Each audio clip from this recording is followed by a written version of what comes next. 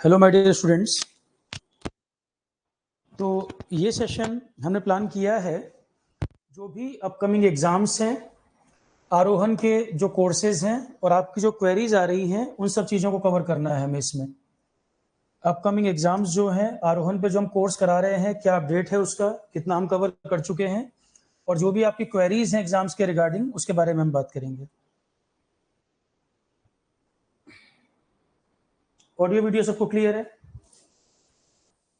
देखिए, फिलहाल एग्ज़ाम्स अभी जो चर्चा में है, जो एग्ज़ाम्स मेनली तैयारी बच्चों को करनी है, एक तो आपका आरआरबी का जो एग्ज़ाम इसका चल रहा है कि नोटिफिकेशन आने वाला है, बैच हमने शुरू कर दिया था। कौन कौन से एग्ज़ाम के बारे में बात करनी है? बीपीएससी एई है, यूपी पीसीएस है, उत्तराखंड पीसीएस ऑलरेडी हो चुका, 70 बीपीएससी है, यही सब एग्ज़ाम है ज़्यादातर जो बात करनी है। सीजीएल का पेपर है, इंजीनियरिंग सर्विसेज है 2025 का, ठीक है। तो जो भी एग्ज़ाम्स हैं और भी जो कुछ एग्ज़ाम्स आप अभी बताएंगे कमेंट में, उसको भी हम कवर करेंगे। फिलहाल वन बाय वन इसमें देखते जाएं। आरोहण पे जो कोर्सेज हमने शुरू किए, एक क्वेरी क्या आ रही है कि सर आरोहण का ऐप हमें गूगल प्ले स्टोर पे मिल नहीं रहा है। जैसा कि मैंने बताया था पिछले महीने में 22-23 तारीख के आसपास, एक्चुअल में गूगल का कुछ इशू चल रहा है पिछले 1 साल से कि प्ले स्टोर पे जो ऐप्स वगैरह हैं वो उनको कुछ पे करें, जो भी रिवेन्यू आए उसका कुछ अमाउंट उनको जाए। अगर उसको एक्सेप्ट कर लिया जाए तो वो ऑब्वियस सी बात है, फीस में ऐड होगा तो बच्चों को दिक्कत होगी, ठीक है। वो सब चीज़ें मैंने एक्सेप्ट नहीं की थी, कुछ टेक्निकल इशू भी है। तो 22-23 तारीख के आसपास प्ले स्टोर पे आरोहण की ऐप वहां से हट गई थी। बैकएंड टीम लगातार प्रयास कर रही है, उसको क्या सॉल्यूशन निकल सकता है, कैसे हम चाहे उसको नई ऐप बनाएं या कुछ उस पर सॉल्यूशन निकाला जाए। पर प्ले स्टोर पे ऐप नहीं दिखने से कोई प्रॉब्लम नहीं है, ऐप तो ऑलरेडी एग्जिस्ट कर रही है। प्ले स्टोर तो केवल एक प्लेटफॉर्म है जहां पर ज्यादा क्राउड उसको डाउनलोड कर सकता था। इसके बाद भी backend team daily link share कर रही है, पर कई लोगों को मिल ही नहीं पा रहा है। आरोहण के जो क्लासेस हैं ऐप के ऊपर लैपटॉप डेस्कटॉप सब पर चलती हैं, और ये लिंक बार बार शेयर किए जा रहे हैं। प्ले स्टोर पे देखने की जरूरत ही क्या है? गूगल प्ले स्टोर पे क्यों देखना है? और जब तक वो इशू रिजॉल्व होगा, प्ले स्टोर पे आ जाएगी तो अपने आप ही बता दिया जाएगा। ऐप तो अभी भी है, कोर्सेज सारे चल रहे हैं, केवल प्ले स्टोर एक माध्यम थोड़ी है कि ऐप वहां से डाउनलोड होगी। तो ऐप के लिंक और लैपटॉप डेस्कटॉप पे जो क्लासेस चलेंगी, इस पे भी चलता है, इस पे भी चलता है, कोई प्रॉब्लम नहीं है इसमें। आरोहण वेबसाइट के थ्रू भी एक्सेस कर सकते हो। तो मैं फिर से जो जो आरोहण के एग्जिस्टिंग स्टूडेंट हैं, कोई लिंक नहीं किसी को मिल रहा है तो ब्रॉडकास्ट मैसेज में डलवा देंगे, उसमें सारे लिंक। ऐप कैसे डाउनलोड होगी? प्ले स्टोर पे नहीं है, कोई दिक्कत नहीं है। ऐप कैसे डाउनलोड होगी, लैपटॉप डेस्कटॉप का क्या लिंक है चलाने का। एप्पल वाले में तो कोई इश्यू वैसे भी नहीं है, एप्पल वाला लिंक जो पहले था अभी भी वही चल रहा है। आईफोन वालों से ORG कोड मांगता है, तो ORG कोड ये वाला है, GUDWZ, ये आरोहण का ORG कोड है। तो आईफोन के लिए कोई दिक्कत नहीं है, डेस्कटॉप लैपटॉप पर डायरेक्ट चल जाएगा। प्ले स्टोर पे नहीं दिख रहा तो ऐप लिंक मैंने अल्टरनेट दे रखा है, उससे ऐप डाउनलोड हो जाएगी, सारे कोर्स एक्सेस हो जाएंगे, कोई इशू नहीं है। और प्ले स्टोर पे भी जल्दी हम उस पर वर्क कर रहे हैं कि जल्दी उस पर रिस्टोर हो जाए, पर वो गूगल रिव्यू वगैरह में चला जाता है, उसमें टाइम लगता है थोड़ा, ठीक है। तो एक बात तो हो गई, जो बहुत क्वेरी आ रही है प्ले स्टोर पे नहीं दिख रहा, वो लिंक यूट्यूब के डिस्क्रिप्शन में भी डलवा दूंगा मैं सारे आज। हालांकि डेली बेसिस पर शेयर हो रहे हैं। जब कोर्सेज की लिस्ट आती है, कोर्सेज की लिस्ट में बिल्कुल लास्ट में देखना, वहां पे सारे लिंक लिखे हुए हैं। जो ब्रॉडकास्ट मैसेज जाता है, सारे कोर्सेज लिखे आरोहण पे चल रहे हैं, लास्ट में ऐप डाउनलोड कैसे होगी, डेस्कटॉप लिंक क्या है, सब लिखे हुए हैं उसमें, पर ध्यान नहीं देते आप लोग। फिर वही क्वेरी इंडिविजुअल रिप्लाई करते रहो। तो ये फिर से इस वाले वीडियो के डिस्क्रिप्शन में भी पड़ जाएगा, और आरोहण पर ब्रॉडकास्ट मैसेज में भी डाल देंगे। तो ये क्वेरी रिजॉल्व हो गई आपकी। App download link, laptop desktop कैसे चलेगा, आईफोन पे ORG कोड क्या है, ये जनरल क्वेरी आती है, ठीक है। पहली बात तो ये। दूसरा, जो हमने बैच शुरू किए थे उसमें अभी क्या क्या हम कवर कर रहे हैं, क्या क्या चीजें उसमें हो चुकी हैं। सबसे पहले मैं आपको इसको बता दूं, आरआरबी को लेकर। आरआरबी का बैच जो हमने शुरू किया था उसमें दो पॉइंट थे। आरआरबी के 2 बैच हमने बनाए थे। एक बनाया था आरआरबी का ओनली नॉन टेक के लिए बैच, और एक बनाया था, ये देखो ये वाला, एक तो बनाया था RRB JE non tech course, इस नाम से है। RRB JE non tech course के अंदर जाएंगे, नॉन टेक के जो एरिया हैं वो सारे इसमें कवर किए हैं हमने। नॉन टेक वाले में नॉन टेक के जो एरिया हैं वो कवर किए हैं। तो नॉन टेक कोर्स का मतलब हो गया CBT 1 CBT 2, जिस तरह से पैटर्न है एग्जाम का उसी तरह से बना रखा है फोल्डर, CBT 1 CBT 2। अब इसमें जो दिसंबर में आरोहण पे बैच खत्म हुआ था उसकी रिकॉर्डिंग भी सारी दे दी है, और 1 बाय 1 लाइव लेक्चर भी चल रहे हैं। लाइव सब्जेक्ट में जनरल साइंस, क्योंकि कई एग्जाम में BPSC AE में भी आना है, RRB में भी आना है, तो लाइव साइंस कंप्लीट कर दिया है अभी जल्दी ही, कुछ दिन पहले हमने लाइफ साइंस कंप्लीट कर दिया है इसमें। अब एक एक बच्चा ज्वाइन होगा और कहेगा फिर से लाइफ साइंस की लाइव क्लास, वो तो नहीं पॉसिबल है। जो सब्जेक्ट कंप्लीट होता जाएगा वो रिकॉर्डिंग में अवेलेबल होता जाएगा। तो पिछले साल जो बैच कंप्लीट हुआ था उसकी सारी रिकॉर्डिंग डाल दी है, BPSC AE बैच में भी और RRB बैच में भी। लाइफ साइंस लाइव सब्जेक्ट में खत्म भी करा दिया। दूसरा सब्जेक्ट फिजिक्स एंड केमिस्ट्री शुरू कर दिया है, 2 क्लासें लाइव में हो चुकी हैं, आज इसकी तीसरी क्लास है। और ये मैं क्लियर कर दूं, आरोहण पे रिकॉर्डिंग की भी अगर बात होती है, कोई टेक्निकल सब्जेक्ट या कोई नॉन टेक सब्जेक्ट, रिकॉर्डिंग का मतलब कोई हमारे पास 2-3 साल पुरानी रिकॉर्डिंग नहीं पड़ी है। ये सारे ही सब्जेक्ट 1 साल के अंदर अंदर कराए गए हैं। आरोहण स्टार्ट ही पिछले साल मई में हुआ था, 2 मई को। तो पुराने लेक्चर का मतलब ही नहीं है, सब क्लासेस लाइव में हुई, उसके बाद उनको रिकॉर्डिंग में अवेलेबल किया गया। और 2 बार मैं नॉन टेक पिछले साल में रिपीट कर चुका हूँ, तीसरी बार फिर सारे सब्जेक्ट 1 बाय 1 रिपीट कर रहा हूँ। तो लाइफ साइंस कंप्लीट हो चुका है अभी इसी महीने। फिजिक्स एंड केमिस्ट्री 2 लेक्चर हो चुके हैं, आज तीसरा लेक्चर है इसका। फिजिक्स एंड केमिस्ट्री जो आपका JEE एग्जाम में आएगा वो 10th लेवल तक का, 11th-12th का आप नहीं पढ़ पाओगे। एयरपोर्ट अथॉरिटी में आता है 11th-12th का, आपका JEE में AE में इन सब पेपर में 10th लेवल तक का आएगा फिजिक्स केमिस्ट्री। थर्ड लेक्चर इसका आज होना है, एटॉमिक स्ट्रक्चर। पहला चैप्टर करा दिया है, सेकंड चैप्टर शुरू होगा लेक्चर 3। इसके बाद तीसरा सब्जेक्ट जो मैं कराऊंगा, ये जब खत्म हो जाएगा, इस महीने कंप्लीट कर देंगे इसको, फिजिक्स केमिस्ट्री इस महीने कंप्लीट कर देंगे। इसके बाद शुरू करूंगा मैं इंडियन पॉलिटी, तीसरा सब्जेक्ट शुरू होगा इंडियन पॉलिटी अगले महीने।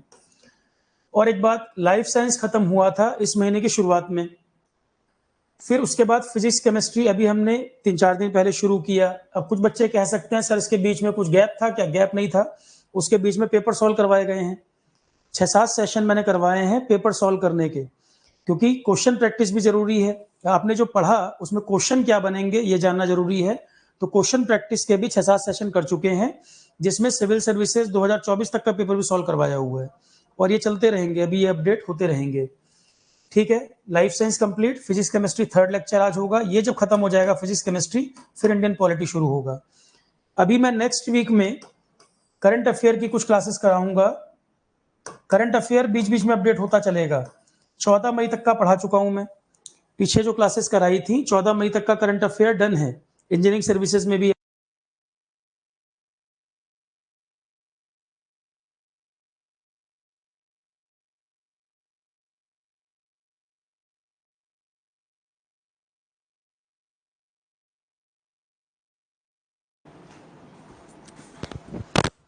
तो करंट अफेयर भी सारे एग्जाम में ही आता है। 14 मई तक का मैं करा चुका हूँ। नेक्स्ट वीक में कुछ क्लासेस करंट अफेयर की भी होनी है, अभी वर्क कर रहा हूँ मैं, PDF तैयार कर रहा हूँ उसका, PDF में इसका रेडी कर रहा हूँ। 2-3 क्लासेस करंट अफेयर की भी रहेंगी। तो 14 मई के बाद का जो डाटा है जून का और जुलाई तक का, जून जुलाई तक का डाटा हमें करंट अफेयर में कराना है कंप्लीट। अभी इस पे वर्क हो रहा है, नेक्स्ट वीक में कवर कराएंगे इसको। तो जो भी एग्जाम्स लाइंड अप हैं करंट अफेयर उन सबके लिए अवेलेबल रहेगा। ठीक है, अब जो जो बैचेस हैं, जैसे RRB का मैंने बताया, RRB CBT 1 CBT 2, ये RRB का नॉन टेक वाला कोर्स है। ये RRB का नॉन टेक वाला कोर्स है। एक RRB का कोर्स जिसमें टेक नॉन टेक दोनों है, एक RRB JEE वाला कोर्स, ये वाला फुल बैच कोर्स जिसमें टेक नॉन टेक दोनों कवर्ड है। अब इसमें नॉन टेक की भी बात अगर कर ले हम, RRB फुल कोर्स में नॉन टेक की बात, अगर इसमें टेक की बात कर लें तो टेक के सब्जेक्ट भी काफी सारे अवेलेबल हैं।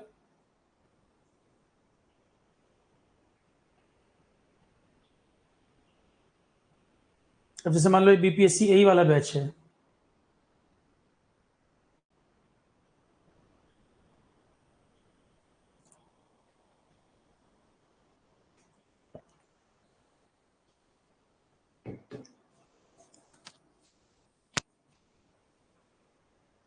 ऑडियो वीडियो आ रहा है सभी को? बता देता हूं मैं। तो जो ये आरआरबी टेक वाला कोर्स है, टेक प्लस नॉन टेक दोनों है इसमें, टेक प्लस नॉन टेक दोनों है, पर इसमें टेक्निकल सब्जेक्ट काफ़ी सारे प्रोवाइड कर दिए हैं। टेक्निकल सब्जेक्ट काफ़ी सारे दे दिए हैं, क्योंकि मैकेनिकल ब्रांच भी है, सिविल भी है, इलेक्ट्रिकल है, तो टेक्निकल इसमें काफ़ी सारे प्रोवाइड कर दिए हैं। अब इसमें जैसे इलेक्ट्रिकल मशीन है टेक्निकल में, तो उसके अंदर गेट के पुराने पेपर, ईएस के पुराने पेपर, वो सब भी सॉल्व करके दे रखे हैं। क्योंकि कोई स्टूडेंट ये कह रहा है कि सर मुझे ये वाला एग्जाम देना है, पर मुझे गेट भी देना है, मुझे इंजीनियरिंग सर्विसेज भी देना है, तो बार बार उसको अलग अलग भागना नहीं पड़े। जो हमारे पास अवेलेबल कंटेंट है वो उसमें प्रोवाइड कर दिया। टेक्निकल लाइव में जो चल रहा है अभी, मैं आपको बताऊं, बीपीएससी में भी और आरआरबी में भी लाइव टेक्निकल जो चल रहा है, उसमें सर्वे कंप्लीट होने वाला है। सर्वे कंप्लीट होने वाला है, 50 के अराउंड लेक्चर अभी तक हो चुके हैं, लास्ट पार्ट चल रहा है इसका। और ये भी रिकॉर्डेड लेक्चर्स नहीं है, ये डेली बेसिस पर टीचर क्लास बनाते हैं और उसको अपलोड करते हैं। लाइव कराने में कई बार क्या होता है, कोई टेक्निकल ग्लिच आ जाए, कोई परेशानी हो जाए, तो क्लास अफेक्ट हो जाती है। इसलिए डेली बेसिस पर टीचर क्लास बना रहे हैं, पेपर सॉल्व भी हो रहे हैं इसके अंदर, और डेली बेसिस पे अपलोड होता है ये। तो सर्वे वाला जो टॉपिक है ये कंप्लीट होने वाला है सिविल में। एक आपका चल रहा है मटेरियल साइंस मैकेनिकल का पार्ट। मटेरियल साइंस जो मैकेनिकल में आता है, जनरल इंजीनियरिंग में भी क्वेश्चन आ जाते हैं, तो इसमें 7 लेक्चर हो चुके हैं अभी तक, 7 लेक्चर हो गए हैं। थर्मोडायनेमिक्स में 19 के आसपास लेक्चर हो गए हैं, ये भी चल रहा है अभी। तो टेक्निकल सर्वे कंप्लीट होने वाला है, मटेरियल साइंस ऑनगोइंग है, थर्मो ऑनगोइंग है, और साथ में आरएसी, इतने सब्जेक्ट आपके डेली लेक्चर अपलोड हो रहे हैं। ये सब्जेक्ट आपके लगातार चल रहे हैं।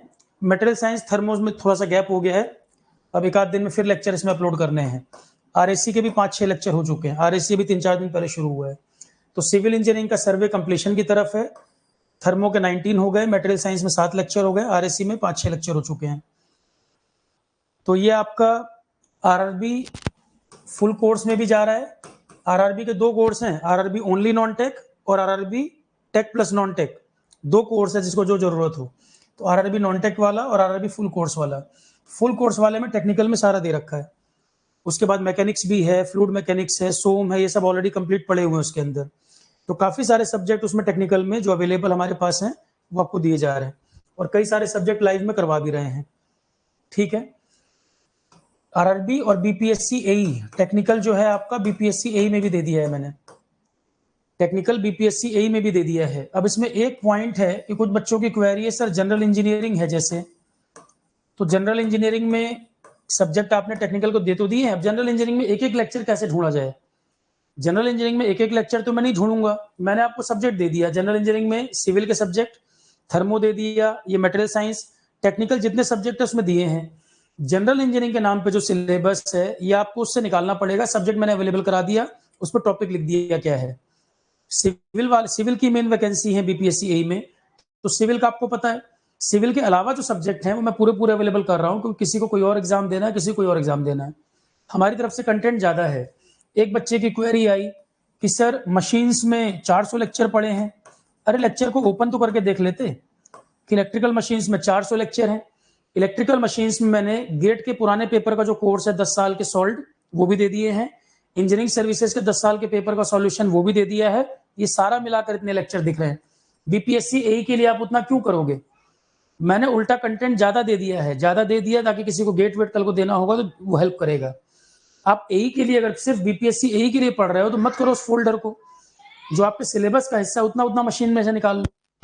ज्यादा कंटेंट दे दिया है कि आपको अलग अलग भागना ना पड़े यहाँ, तो फोल्डर बने हुए हैं, गेट के पुराने पेपर, ईएस के पुराने पेपर मत लगाओ, उसको नहीं लगाना तो, पर बाकी थ्योरी पोर्शन जो है वो तो अवेलेबल है पूरा का पूरा। ठीक है, तो ये सब कंफ्यूजन ना रहे।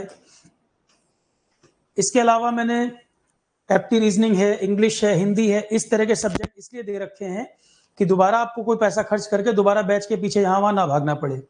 क्योंकि एक एग्जाम आप यहाँ कोर्स ज्वाइन कर रहे हो आरोहन पे, फिर आपको 2 महीने बाद कोई और पेपर आ गया, 3 महीने बाद कोई और पेपर आ गया, तो एक एक सब्जेक्ट के लिए अलग अलग कोर्स के लिए यहाँ वहां भागना ना पड़े। कई सारे सब्जेक्ट एडिशनल दे रखे हैं, हो सकता है आपके बीपीएससी एई में ना आए पर और किसी एग्जाम में फिर वो पूछ लेगा, तो वो सब्जेक्ट जो अवेलेबल है वो भी प्रोवाइड किए, उल्टा एक्स्ट्रा ही दिया हुआ है कि दोबारा पैसा वेस्ट ना हो। आरोहन को लेकर मोटिव ही मेरा यही है कि आपका पैसा बार बार बर्बाद ना हो, कि आप कोचिंग के ट्रैप में फंसे कि बस कोर्स का फोल्डर चेंज कर करके, नाम चेंज कर करके वही बैच लॉन्च किए जाओ। आरोहन इस चीज को मैं ध्यान रख रहा हूं कि एक बार जो बैच आप कर ले रहे हो दोबारा आपको जरूरत नहीं पड़े, अगर आप उतना कोर्स कंप्लीट कर लेते हो। और वैलिडिटी भी 1 साल 15 महीने कोर्सेज की इस तरह से कर रखी है मैंने। ठीक है। दूसरी बात है, लाइव में जो सब्जेक्ट मैं करा रहा हूँ, जो मेरे वाले सब्जेक्ट्स हैं वो सारे तो लाइव क्लास ही चलती है। लाइव के बाद रिकॉर्डिंग में अवेलेबल रहता है। जैसा मैंने कहा था, स्टेट पीसीएस, आरओ जो जो एग्जाम आपको देने हैं, तो पेपर सॉल्व वगैरह में जो करवा रहा हूँ, पुराने बैचेस को भी एक्सेस दे दिया है। पेपर सॉल्व जो मैं करवा रहा हूँ, पुराने बैचेस को भी एक्सेस दे दिया है। एक बैच इसका बनाया था जीएस क्वेश्चन प्रैक्टिस ओनली, किसी को सिर्फ क्वेश्चन प्रैक्टिस करना हो उसका भी बैच अवेलेबल था आरोहन पर। उसमें भी क्वेश्चन प्रैक्टिस अभी और ऐड होना है। जैसा कि मैंने कहा था 5000 से ज्यादा पेपर सॉल्व कराऊंगा, 5000 से ज्यादा क्वेश्चन सॉल्व कराऊंगा मैं जीएस वाले में। 1500 के आसपास तो कर ही चुके हैं अभी तक। ठीक है। इसमें जो पार्ट है जीएस के जो भी बैचेस चल रहे हैं, उसमें मैंने ये ध्यान रखा है कि जो प्रीवियस बैच हमारा दिसंबर के आसपास कंप्लीट हुआ था, प्रीवियस बैच जो दिसंबर के आसपास कंप्लीट हुआ था, उसकी सारी रिकॉर्डिंग अवेलेबल कर दी है कि मान लो किसी को 2 महीने बाद कोई पेपर देना है तो वो रिकॉर्डिंग अवेलेबल रहे कि वो 2-2 सब्जेक्ट एक बार में करना है तो जल्दी कवर कर सकता है। क्योंकि लाइव में जो एक बार में सब्जेक्ट पढ़ाऊंगा वो 6-7 महीना ले जाएगा। Life science complete, physics chemistry इस महीने हो जाएगा, अगले महीने होगा पॉलिटी।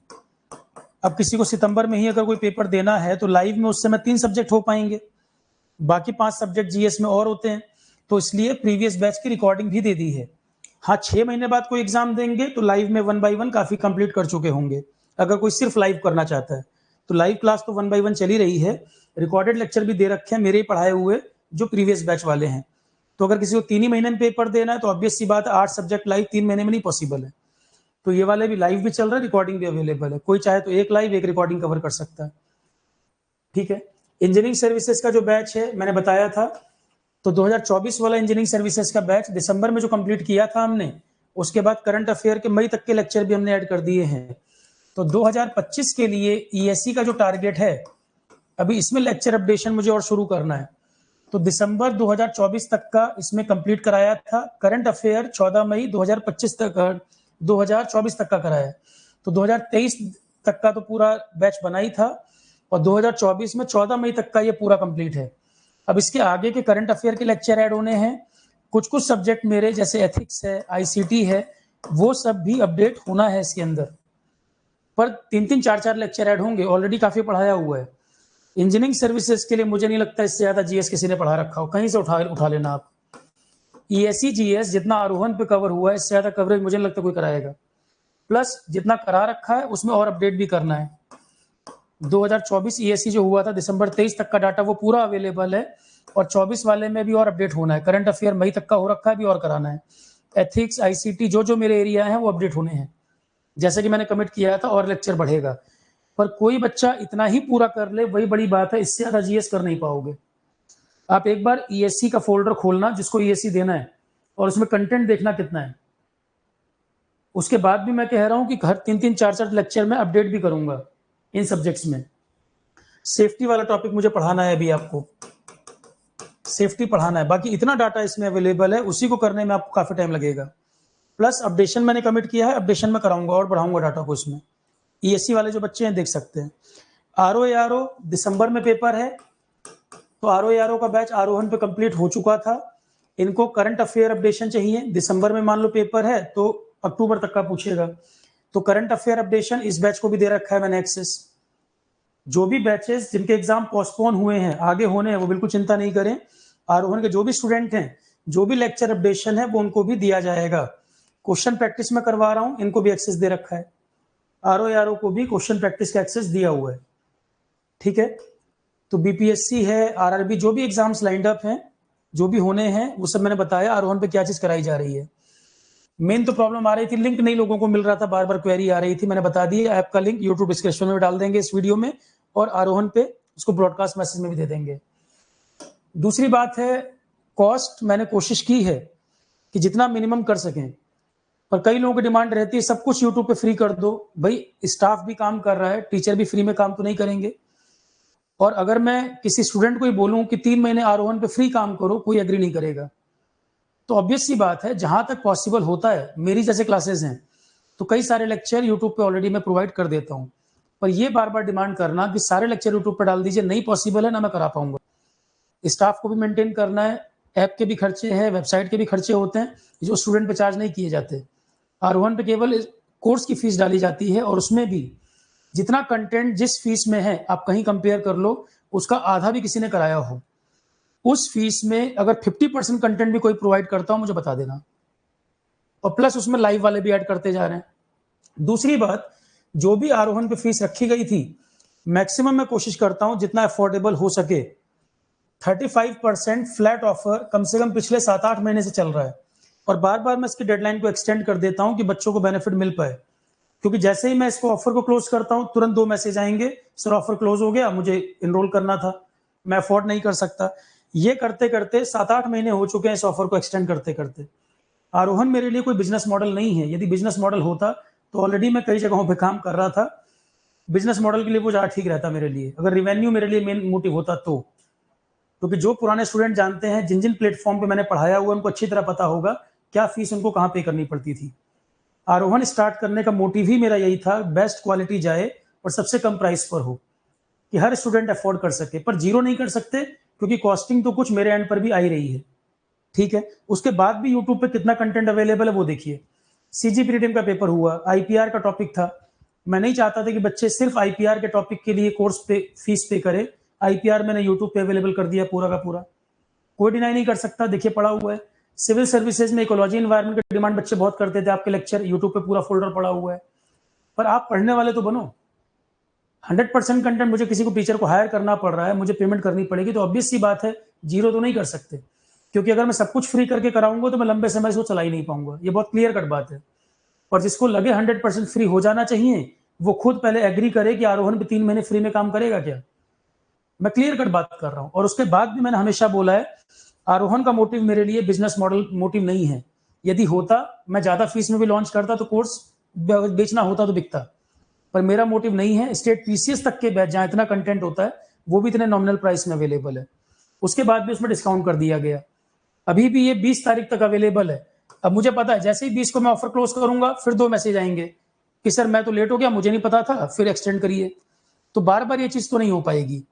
20 तारीख तक, 20 जुलाई तक अभी भी ऑफर को मैंने एक्सटेंड किया हुआ है। ये कोई इनरोल करना चाहे तो कर सकता है, ठीक है। आरआरबी वाले बैच में ऑलरेडी डिस्काउंटेड प्राइस ही लिखा है, आरआरबी वाले पर ये एप्लीकेबल नहीं है, बाकी सारे बैचेस पर है। आरोहन पे कोई सिंगल सब्जेक्ट करना चाहे, मल्टीपल सब्जेक्ट करना चाहे, आरआरबी वाले बैच पे अवेलेबल नहीं है, ऑलरेडी वो डिस्काउंटेड प्राइस पे है। कंटेंट के हिसाब से फीस इसकी ऑलरेडी कम है, और बाकी सारे बैचेस पे अवेलेबल है, चाहे कोई सिंगल सब्जेक्ट हो चाहे पूरा बैच हो, ठीक है। इसके बाद भी मेरा सीधा सीधा कहना है, आरोहन मैंने बनाया था सिर्फ इसलिए कि जो जेन्युइन कैंडिडेट है वो ये ना कहे कि मैं फीस की वजह से नहीं पढ़ पाया। जो जेन्युइन बच्चा है वो ये ना कह दे कि सर बाहर बहुत ज्यादा फीस लगती थी, मैं पढ़ना चाहता था और मैं अफोर्ड नहीं कर पाया, इसलिए मुझे कोचिंग नहीं मिल पाई। मोटिव ये था बेसिकली शुरू करने के लिए। इसलिए मैंने डे 1 से ही जितने भी बच्चे सेलेक्ट भी हुए हैं, जितने बैचेस गए हैं, जो आरोहन पे पूरा पढ़ चुका है, उससे कोई ये सवाल पूछे कि क्या उसको कहीं भी 2,000 रुपए 2,500 रुपए फीस भी ज्यादा लगी है, वो बताएगा कि कंटेंट की तुलना में ये नेग्लिजिबल है। जितना कंटेंट दिया गया है, जितने पीडीएफ, जितने पेपर, सारे एक्सेस दिए गए हैं, उसकी तुलना में नेग्लिजिबल बताएगा, ठीक है। और उसके बाद भी आरोहन सिर्फ उनके लिए बनाया गया है जो सिंसियर स्टूडेंट हो। जो यूट्यूब में एक फर्जी क्राउड आ जाता है, पेड कमेंट वाले आ जाते हैं, अननेसेसरी फालतू बातें करने आते हैं बिना कुछ जाने हुए कि क्या चीज प्रोवाइड हो रही है, क्या चीज कराया जा रहा है। सिंसियर कैंडिडेट है, सिर्फ वो ज्वाइन करे, कोई आलतू फालतू बच्चा आरोहन पर ना आए। मैं सामने से फ्रंट से सीधे मना कर रहा हूं कि भैया आलतू फालतू लोग नहीं आए। जिनको सिलेक्शन लेना है कि जितने भी समय आरोहन को मैं चलाऊंगा या जितने भी समय टीचिंग मुझे करनी है, कोई मेरा 10 साल 20 साल का प्लान नहीं है टीचिंग का, पर पॉइंट यही है कि मुझे बस जो सिंसियर कैंडिडेट हैं उन तक चीजें पहुंच जाएं, उनको कोई सपोर्ट हो जाए कि वो सेलेक्ट हो जाए। हालांकि ट्रेंड ऐसा बना हुआ है, एग्जाम ठीक से नहीं हो पा रहे, वैकेंसी कैंसिल हो रही, कई तरह की दिक्कतें हैं, पर उसके बाद भी कोई बच्चा अगर कहीं सेलेक्ट हो जा रहा है तो अच्छी बात है। कम से कम एक बच्चा सेलेक्ट होता है तो एक फैमिली सुधरती है, ठीक है। तो सिंसियर कैंडिडेट जो है बस वही आए, आलतू फालतू क्राउड नहीं चाहिए मुझे। जो जेन्युइन बच्चा है उसके लिए पूरा एफर्ट करे, हमारे एंड से भी उसके एंड से भी, ताकि वो सिलेक्शन अल्टीमेटली सिलेक्शन में कन्वर्ट हो पाए, ठीक है। बहुत जेन्युइन कुछ बच्चे जो कहते हैं कि सर मैं तो, अब पॉइंट क्या है ना कि थोड़ी सी बात भी कुछ रेस करो तो 10 लोग आ जाएंगे फ्रॉड वाले, 2 जेन्युइन होंगे। जैसे कि कोई बच्चे 1-2 होते हैं कि सर मेरी स्थिति बहुत खराब है, मैं 1000 रुपए भी अफोर्ड नहीं कर सकता। तो आरोहन पे कभी किसी को डिनाई नहीं किया गया, आरोहन पे हर बच्चे के लिए सपोर्ट किया गया है। एक बच्चा नहीं आज तक कह सकता कि लगभग 20,000 ऐप डाउनलोड होंगे आरोहन के आज की डेट में, 19,200 के आसपास। एक सिंगल बच्चा ये नहीं बोल सकता कि उसने कोई सपोर्ट मांगा हो और आरोहन की तरफ से सपोर्ट ना किया गया हो। चाहे वो पीडीएफ की बात हो, पीडीएफ तो सारे फ्री अवेलेबल है, कोई कहीं से भी डाउनलोड करे, वेबसाइट पे पड़े हुए हैं। क्विजेज जो चलती है वो डेली जाती हैं। एक बच्चा भी नहीं कह सकता कि आरोहन पे सपोर्ट नहीं मिला हो। पर पॉइंट क्या है, जैसे ही आप सिंपैथी या ये पॉइंट रेस करोगे या कहीं बच्चे को हेल्प की बात करोगे, 2 होंगे जेन्युइन जो वाकई में अफोर्ड नहीं कर सकते, 20 डिमांड करेंगे जो अफोर्ड कर सकते हैं, क्योंकि उनको मतलब नहीं आरोहन चलो मत चलो, उनको बस फायदा है कि बस मुझे बेनिफिट मिल जाए। कहीं और लाख रुपए फीस देना मंजूर है, यहाँ पे 2000 भी उनको महंगा लगने लगेगा उस समय। तो जितने सहूलियत दी जाएगी उतना उसका मिसयूज भी बहुत होता है। ठीक है, तो जो भी जिस तरह की क्वेरी आ रही है, इस वीडियो का कंसर्न ही यही था, मैं सारे बात एक बार रेस कर दूं कि बार बार इन चीजों में टाइम वेस्ट ना करें, ना मेरा ना अपना, क्योंकि टाइम बहुत वैल्यूएबल है। मुझे आपके लिए कंटेंट भी तैयार करना होता है, पीडीएफ बनानी होती है, करंट अफेयर अपडेट करना है, फिर उसके आपके कई जेन्युइन क्वेरीज होते हैं, उन सबको मुझे कवर करना होता है। जितने मैसेज आते हैं 50% ऐसे आते हैं जो सिर्फ फालतू बात के, उतना टाइम जो बर्बाद होता है एक ही चीज को बार बार रिप्लाई करते रहो, 50% टाइम तो उन चीजों में बर्बाद हो जाता है। और क्योंकि अगर कोर्स का कुछ कंसर्न होगा तो बैकएंड टीम रिजॉल्व नहीं कर पाएगी, मुझे ही करना पड़ेगा। कुछ ही क्वेरी होती है जेन्युइन होती है, बाकी आधे से ऊपर टाइम वेस्ट वाली क्वेरी होती है। ठीक है, कोई सब्जेक्ट पढ़ चुके हैं, कहीं किसी को डाउट आ रहा है, प्रॉब्लम आ रही है, कई बच्चे यूट्यूब कमेंट में भी पूछते हैं, रिप्लाई लगभग क्वेरी में करता ही हूं, ऐप पर सबके रिप्लाई मिलते हैं, मेल भी करते हैं। तो जिसका जो जेन्युइन कंसर्न हो मेल कर सकता है। मेल आईडी बताई थी मैंने, सौरभ डॉट, एक तो ये वाली आईडी है gs4all@gmail.com, saurabh.gs4all@gmail.com की ये वाली मेल आईडी है। और ऐसा नहीं है कि ये सिर्फ उनके लिए है जो आरोहन पे एनरोल्ड है, किसी बच्चे का भी कोई कंसर्न हो यहाँ पर अपना कंसर्न पूछ सकता है। रिप्लाई करते समय मैं ये नहीं देखता हूँ कि वो आरोहन का स्टूडेंट है या नहीं है, मेरे लिए सारे स्टूडेंट बराबर हैं। saurabh.pandey@gmail.com।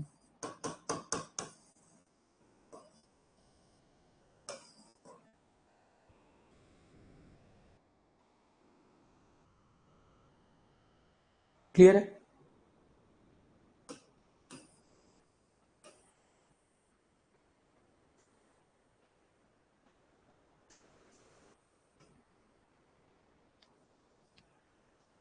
और YouTube में सबसे बड़ी प्रॉब्लम क्या है कि भाई कोचिंग सेक्टर में आजकल क्या चल रहा है कि इतने सारे इंस्टीट्यूट हो गए हैं, ऑनलाइन ऑफलाइन, एक गला काट प्रतियोगिता है। जो लोग भी बिजनेस मॉडल पे काम कर रहे हैं उनके लिए भी कॉस्टिंग आ रही होगी। भाई आरोहन पे मुझे कोई रेंट पे नहीं करना, इसलिए मैं अफोर्ड कर पा रहा हूँ ना चीज़ों को, मुझे कोई रेंटल पे करना हो या बहुत स्टाफ रखना हो तो शायद महंगा करना पड़ता है। पर कई सारे कोचिंग है जो बड़े बड़े सेटअप हैं, बहुत स्टाफ है, कॉस्टिंग आती होगी और ऑब्वियस सी बात है वो स्टूडेंट पर ही ट्रांसफर होता होगा, तो फीस ज़्यादा है वहाँ पर। आरोहन पे ये सब चीज़ें नहीं है इसलिए फीस कम है। कोई बहुत ज़्यादा बड़ा कोई सेटअप लगाना हो, बिल्डिंग हायर करनी हो, वो सब नहीं करना पड़ा इसलिए सस्ता है, और मेरे लिए बिजनेस मॉडल भी नहीं है।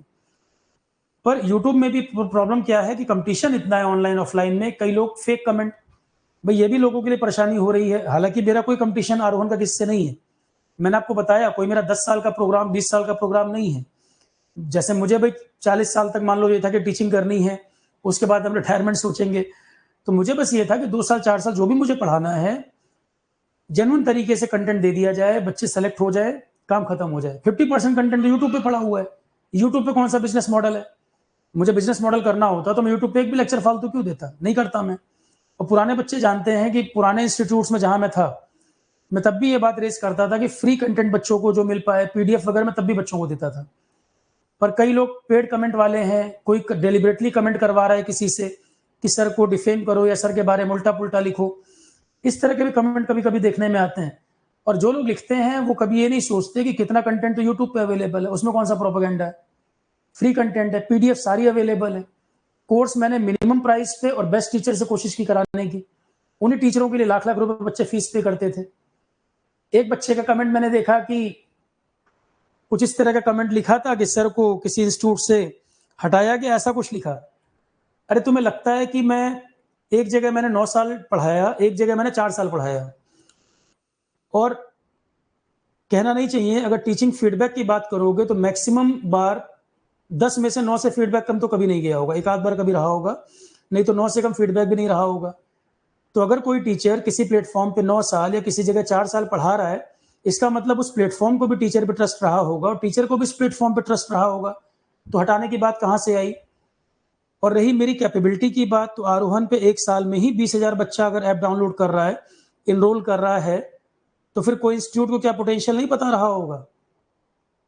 तुम मुझे बताओ, अगर कोई बिजनेस मॉडल भी चला रहा है तो क्या वो इतना बेवकूफ होगा, उसको नहीं पता होगा कि टीचर अपने दम पे ही, बिना किसी प्रचार के, बिना होर्डिंग या बोर्ड के 20,000 बच्चा अगर एनरोल कर रहा है, डाउनलोड कर रहा है ऐप को, तो कोई इंस्टीट्यूट पागल है, उसको पोटेंशियल का नहीं पता होगा टीचर के?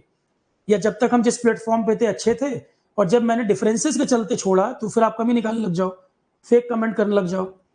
और कोई बच्चा भी अगर इस तरह की बात कर रहा है तो उसको पता नहीं है कुछ भी, वो जीरो चीज जानता है मेरे बारे में, क्योंकि मैं इस तरह के फालतू प्रोपेगेंडा, इस तरह की बातें नहीं करता। और कभी भी आप किसी कंपनी के साथ काम कर रहे हो या नहीं कर रहे हो तो कई तरह की चीजें हैं, उसका मतलब ये नहीं कि कोई कंपनी खराब है वे टीचर खराब है। भाई किसी फैमिली में भी आपके हमेशा व्यू मिलते रहे, जरूरी नहीं कि हमेशा व्यू मैच करें, कई बार डिफरेंसेस होता है ओपिनियन में, तो इसलिए लोग अलग अलग रास्ता पकड़ लेते हैं। इसका मतलब ये नहीं किसी ने हटा दिया, छोड़ दिया, उस बात का मीनिंग नहीं है। भाई मेरे डिफरेंसेस हैं कि जो मैं आरोहन पे कर रहा हूं ये मैं करना चाहता था, क्या मैं कहीं और 2,500 में बैच लॉन्च कर सकता था? क्या नहीं कर सकता था? वो मैं आरोहन पे ही कर सकता हूं जहां मेरे पास एक्सेस हो चीजों का। यहाँ मुझे जितनी पीडीएफ देनी है, जो क्लास करानी है, फ्री करना है फ्री, कम पैसे पे करना है कम पैसे पे, मैं कर पा रहा हूँ ना अपने हिसाब से। जिस टीचर से मुझे पढ़वाना है, नहीं पढ़वाना है, यहाँ मेरा डिसीजन है। तो अगर मैं स्टूडेंट के लिए कंसर्न हूं, मुझे लगता है स्टूडेंट के लिए चीज करानी चाहिए, यहां मैं कर सकता हूं, मैं किसी और प्लेटफॉर्म पे तो नहीं कर सकता ना ये चीज। पर एज ए टीचर खराब तो लगता ही है कि कोई आया सीधे कमेंट कर रहा है, उसको पता भी नहीं आपके बारे में, जीरो आइडिया है, और वो यहाँ ये लिख रहा है कि सर को यहाँ से हटाया गया। अरे कोई क्यों हटाएगा? कि आप परफॉर्म अच्छा कर रहे हो, एज ए टीचर पढ़ा अच्छा रहे हो, आप कोई 4 लेक्चर उठा के देख लो कि भाई टीचिंग खराब होगी अच्छी होगी तो ही कोई रखेगा या हटाएगा।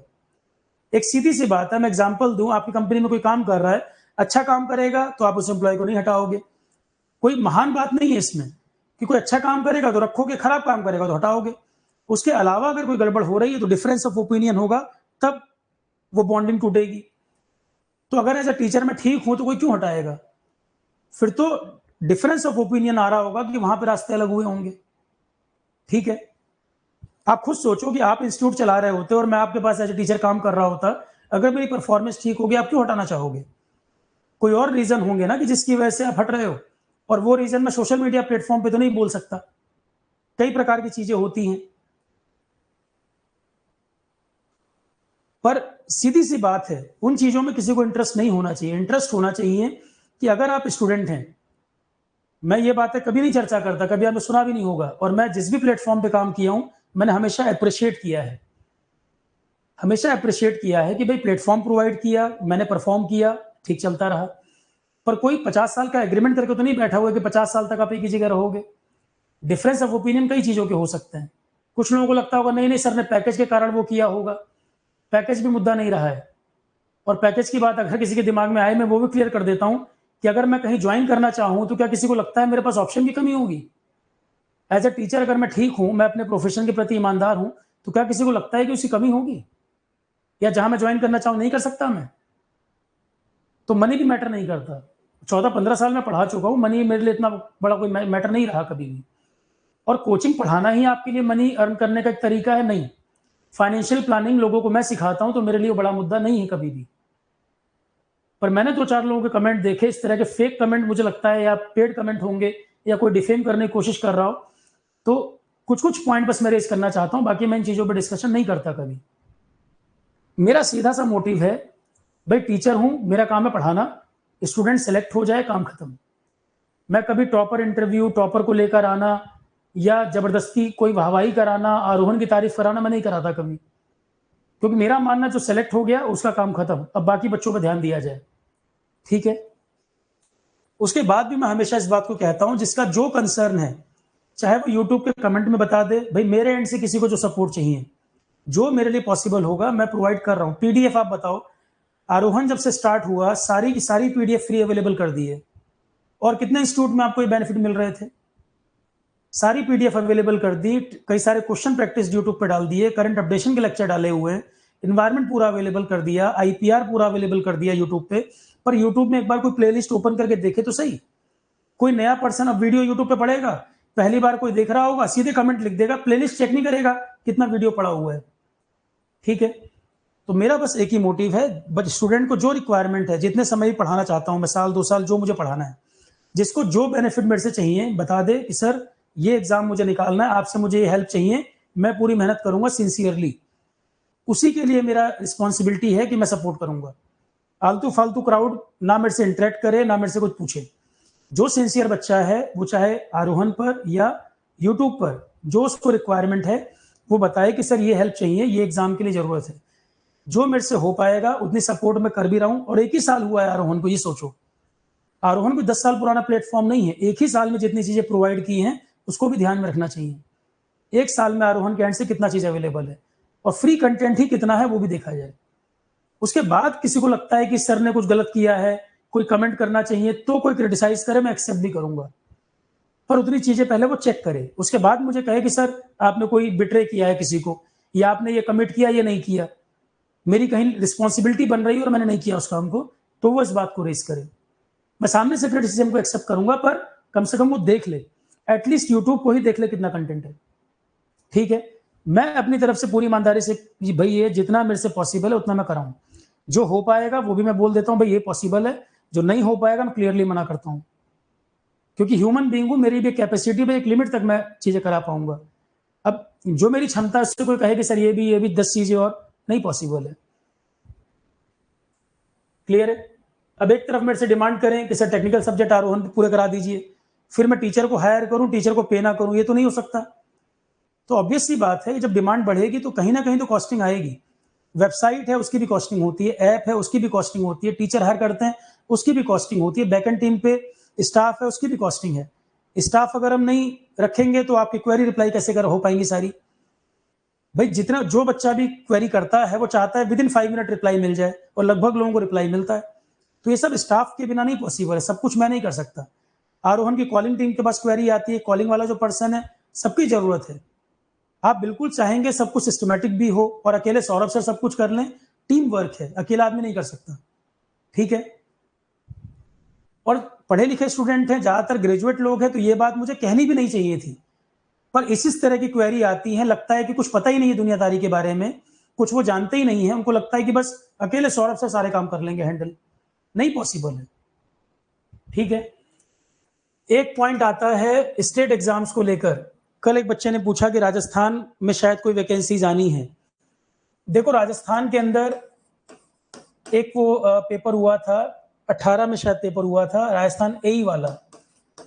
तो जब पुराने इंस्टीट्यूट में ऑफलाइन जब मैं पढ़ाता था तो राजस्थान एई वाले में उस समय इन्होंने सिलेबस दिया था सोशल एस्पेक्ट्स करके, सोशल एस्पेक्ट्स करके इन्होंने टॉपिक दिया था। तो मैंने 15 में से 11 टॉपिक पढ़ाए थे उसमें, ऑफलाइन जब मैं पढ़ा तब की बात कर रहा हूँ। 2 बैच थे जयपुर में, 15 में से 11 टॉपिक मैंने पढ़ाए थे। वो नोट्स उस साल बहुत पॉपुलर हुए थे, डिस्क्रिप्टिव एग्जाम था, प्रॉपर मैंने सारा कुछ हेडिंग बना बना के लिखवाया था, सिलेक्शन भी बहुत थे उस समय। तो एई के नोट्स बड़े पॉपुलर हो गए थे सोशल एस्पेक्ट्स वाले। अब ये बात है 2018 की। अब वो कहीं ना कहीं चीज प्रोपोगेट होते होते या सिलेक्टेड स्टूडेंट ने बच्चों को बोला होगा, अभी 2-3 दिन में कुछ मैसेजेस आने लगे कि सर आपने 18 में पढ़ाया था, जबकि मैंने उसके बाद बोला भी नहीं कि कब हुआ था एग्जाम, या मैंने ज्यादा कुछ चर्चा इस पर की हो। पर अभी शायद बच्चे कह रहे हैं कि वैकेंसी इसकी आएगी। तो सोशल एस्पेक्ट्स के नोट्स ऑलरेडी आरोहन वेबसाइट पे ही पड़े हुए हैं, ऐप पे भी पड़े हुए हैं, मैं दोबारा रीशेयर भी कर दूंगा। अगर वही सेम सिलेबस 18 वाला है और कॉपी में एक एक लाइन लिखी हुई है, किसी को लग रहा है उससे काम चल जाएगा तो कर सकता है। बैच के लिए अगर डिमांड आएगी, ज्यादा लोग इंटरेस्टेड होंगे कि नहीं सर फिर से कराइए, तब मैं उसको सोचूंगा, क्योंकि बैच शुरू करने का मतलब बहुत ज्यादा एफर्ट, टीचर का पूरा पूरा एंगेजमेंट हो जाता है उसके अंदर।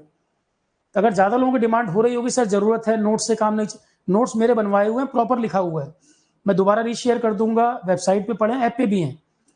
मैं कोशिश कर रहा हूँ कि उससे काम चल जाए। यदि नहीं चलेगा, ज्यादा लोगों की डिमांड होगी, पूरा पढ़ाई है, डिस्क्रिप्टिव में कहीं ये फिर आ रहा है, तो फिर मैं प्रयास करूंगा। अभी मैं इसको यस नहीं कर रहा हूँ। दूसरा जेई के एग्जाम के लिए डिमांड की गई है।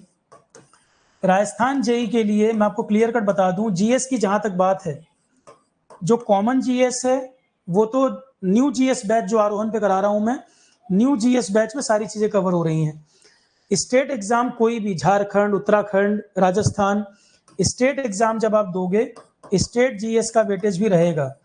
राजस्थान का स्टेट लोकल राजस्थान में सबसे ज्यादा पूछता है। राजस्थान के एग्जाम में 40 से 50% क्वेश्चन सिर्फ राजस्थान लोकल के आएंगे। 40 से 50% क्वेश्चन केवल राजस्थान लोकल पूछेगा। तो स्टेट लोकल जिन एग्जाम में सबसे ज्यादा आता है उनमें एक राजस्थान भी है। 40 से 50% क्वेश्चन खाली राजस्थान के आएंगे, 50% में बाकी जीएस आएगा, अभी जो मैं करा रहा हूं। तो राजस्थान की डिमांड अगर बच्चों की होगी तब मैं इस पर कोई बैच वैच सोचूंगा, नहीं तो पुराना जो मैंने पढ़ाया हुआ था वो मैं शेयर कर दूंगा। उसमें राजस्थान के करंट के क्वेश्चन और ऐड हो जाएंगे, राजस्थान के करंट अफेयर आपको ऐड करना पड़ जाएगा। ठीक है, तो ये अभी क्वेरी 2-3 दिन पहले आई है, इस पर कुछ चर्चा चल रही है, तो अभी फिलहाल मैंने यही सोचा है। नोट्स अवेलेबल हैं, देख लेना पलट के, काम चल जाए ठीक। जरूरत होगी कि सर आप कराओ तब मैं डिसाइड करूंगा। बस मेरा मोटिव ये है कि जो सिंसियर बच्चे हैं अगर उनको मेरी कहीं कोई हेल्प चाहिए, जरूरत चाहिए, तो उसके हिसाब से हम प्लान करेंगे। फिलहाल मेरा कोई मोटिव नहीं, मेरा मोटिव होता तो मैं बैच शुरू कर चुका होता, जैसे बाकी जगह कई सारे बैच चल गए हैं। डिमांड होगी, जरूरत होगी तो शुरू करेंगे, नहीं तो मेरा अभी कोई ऐसा मोटिव नहीं है। ठीक है, कॉमन जीएस की जहां तक बात है, जो न्यू जीएस बैच है आरोहन का जो न्यू जीएस बैच चल रहा है वो लगभग एग्जाम कवर कर रहा है आपके। किसी का टारगेट केवल जीएस पढ़ना है कि सर जीएस के जो 8 सब्जेक्ट आप करा रहे हो हमें वो कराइए, उससे हमें मतलब है। तो किसी को जीएस का टारगेट करना है तो जो न्यू जीएस बैच चल रहा है ये वाला। अच्छा, engineering technical subject mechanical engineering अलग से भी बना दिया है फोल्डर, और सिविल का अलग से बना दिया है। सिविल इंजीनियरिंग के टेक्निकल किसी को करने अलग से, मैकेनिकल अलग से अवेलेबल कर दिया है, किसी को ओनली टेक्निकल अगर करना है। न्यू जीएस बैच में आपको दिखा दे रहा हूं, किसी को ओनली जीएस करना है कि सर नया बैच जहां जीएस लाइव चल रहा हो, तो लाइव जीएस में लाइफ साइंस खत्म हो चुका, फिजिक्स केमिस्ट्री चल रहा है, ये रहा।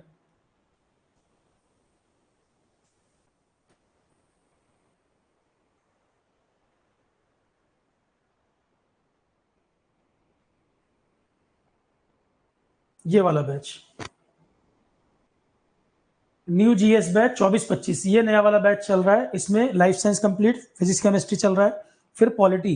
तो ओनली जीएस किसी को करना है तो ये कर सकता है। हालांकि जीएस के अलावा इसमें एफटी भी अवेलेबल है, रीजनिंग अवेलेबल है, इंग्लिश हिंदी भी अवेलेबल है। फीस जो दिखा रहा है 35% डिस्काउंट मैंने बोला, इस पर माइनस हो रहा है।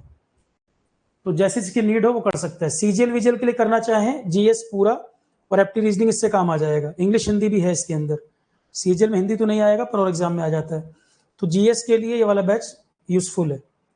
जैसे कोई बिगिनर है, किसी को लग रहा है मुझे सिविल सर्विसेज देना है या स्टेट पीसीएस देना है किसी को, कॉमन जीएस वहां से काम आ जाएगा। ठीक है, बाकी जिसकी जो क्वेरी हो, लिंक जो है वो डिस्क्रिप्शन में पड़ जाएंगे। कोई क्वेरी किसी की हो तो वो कमेंट सेक्शन में यूट्यूब पे लिख सकता है। पर मैं चाहता हूँ आलतू फालतू लोग बात ना करें, जो जेन्युइन लोग हैं वही लिखें, जो जेन्युइन कंसर्न है वही रेज करें। और आरोहन पे जो स्टूडेंट है वो ऐप पे पूछ सकते हैं। Okay students, thank you.